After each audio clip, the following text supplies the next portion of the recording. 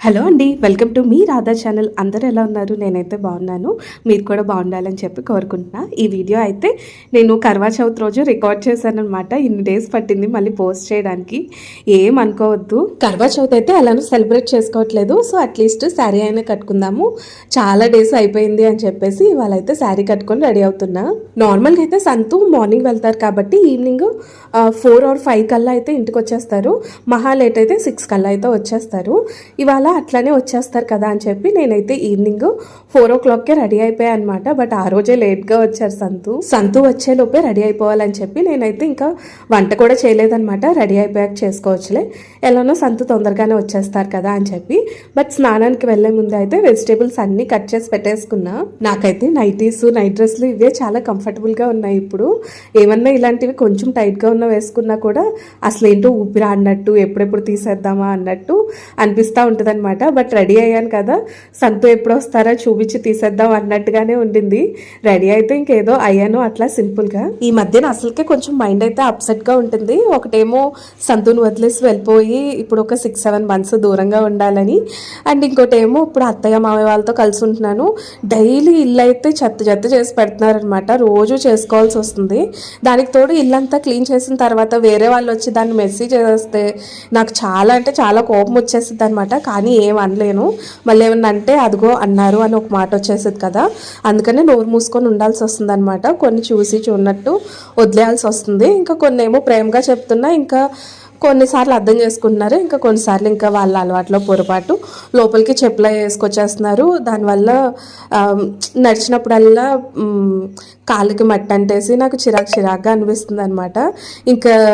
ఇంకేం చెప్తాం, అసలుకే వాళ్ళు పెద్దవాళ్ళు, వాళ్ళకు ఉండాలి ఇంట్లోకి చెప్పులు వేసుకురావద్దు అని చెప్పి నేనైనా ఎన్నిసార్లు అని చెప్తాను.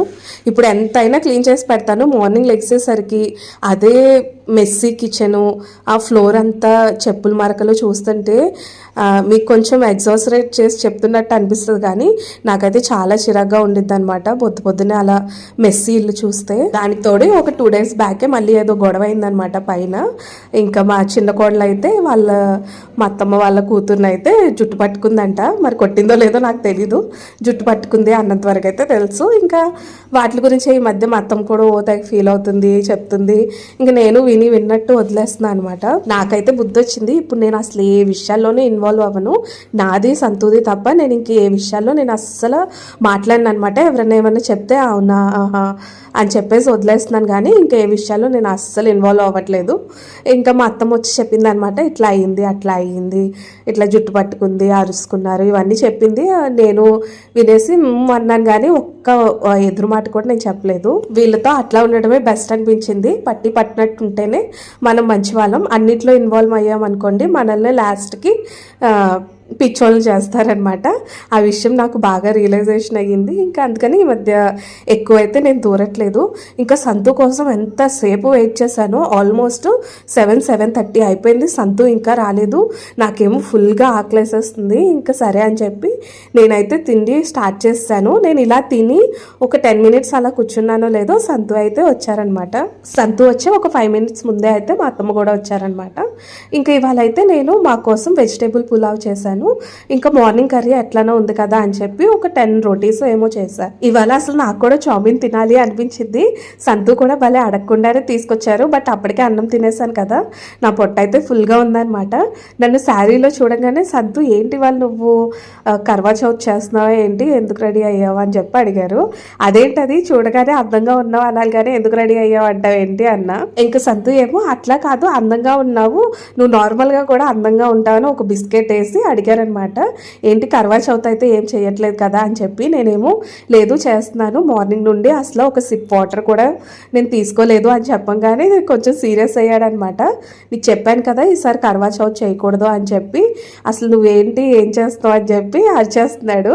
ఇంకా మళ్ళీ నేను నవ్వగానే తనకు అర్థమైపోయింది అనమాట, ఏంటి నన్ను పిచ్చోని చేస్తున్నావా అని చెప్పి అన్నాడనమాట.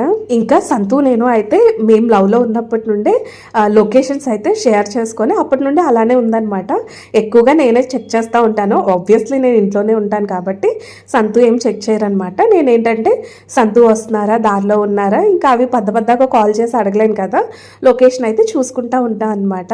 ఇవాళేమో లొకేషన్ చూస్తూ ఉంటే పోలీస్ స్టేషన్లో కనిపిస్తూ ఉంది.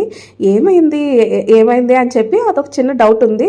సరే ఇంటికి వచ్చాక అడుగుదాంలే ఏమైందో ఏంటో అని చెప్పేసి ఊరుకున్నా అనమాట. ఇంక ఇంటికి రాగానే అడిగాను, ఏంటి వాళ్ళు లేట్ అయ్యింది, దట్టు వేరే లొకేషన్లో చూపిస్తుంది ఏంటి, ఏమైంది అని చెప్పి. ఇంక వాళ్ళైతే ఏదో చిన్న ఇష్యూ అయిందంట వాళ్ళ స్టోర్లో. ఒక రైడర్ అయితే తాగేసి వచ్చి సంతు మీద అయితే చెయ్యెత్తారంట. అది ఇంకా సీసీటీవీలో రికార్డ్ అయితే సంతు అయితే పోలీస్ స్టేషన్కి వెళ్ళి కంప్లైంట్ ఇచ్చారంట, ఈయన ఇట్లాగా మిస్బిహేవ్ చేస్తున్నాడు అందరితో అని చెప్పి. ఇంకా డైలీ వచ్చిన తర్వాత అయితే ఇదే ప్రాసెస్ జరిగిద్ది అనమాట. నేనేమో ఇంట్లో విషయాలు చెప్తాను, సంతు ఆఫీస్ విషయాలు చెప్తారు. ఇంకా అలా కొంచెం సేపు కాన్వర్సేషన్ అయిపోయిన తర్వాత ఇవాళ అయితే దసరా మూవీ చూసాము నేను సంతు. మూవీ కంప్లీట్ అయ్యేసరికి అయితే అరౌండ్ 11:30, 12 అయిపోయినట్టుంది. ఇంకా నెక్స్ట్ అయితే ఇంకా పడుకుని పోయాము. అలా మా డే జరిగింది. Bye bye.